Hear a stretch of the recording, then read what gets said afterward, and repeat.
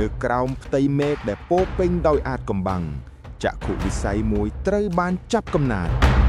វាមិនមែនត្រឹមតែជាការសាងសង់ប្រាសាទនោះទេប៉ុន្តែវាគឺជាការតភ្ជាប់ផែនដីទៅកាន់ចក្រវាឡរាល់ការវាក់វែងរាល់ការរៀបចំថ្មត្រូវបានគណនាយ៉ាងសុក្រិតបំផុត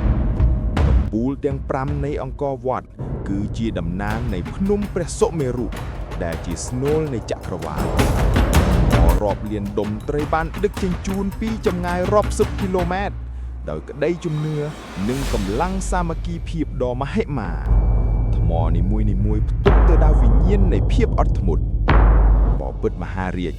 នៅថ្ងៃដែលយប់និងថ្ងៃមានប្រវែងស្មើគ្នាព្រះអាទិត្យនឹងរះចំកំពូលកណ្ដាលនៃប្រាសាទនេះជាសម្ដីរបស់ព្រាហ្មណ៍ញាក់កសាងនេះគឺជាសក្ខីភាពនៃបញ្ញាញាណដែលគ្មានគូប្រៀបភាពល្អឥតខ្ចោះនៃធរណីមាត្រភាពអស្ចារ្យនៃស្ថាបត្យកម្ម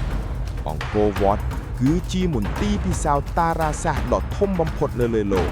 ដែលវិស្វករខ្មែរបានបន្សល់ទុកឲ្យមនុស្សជាតិ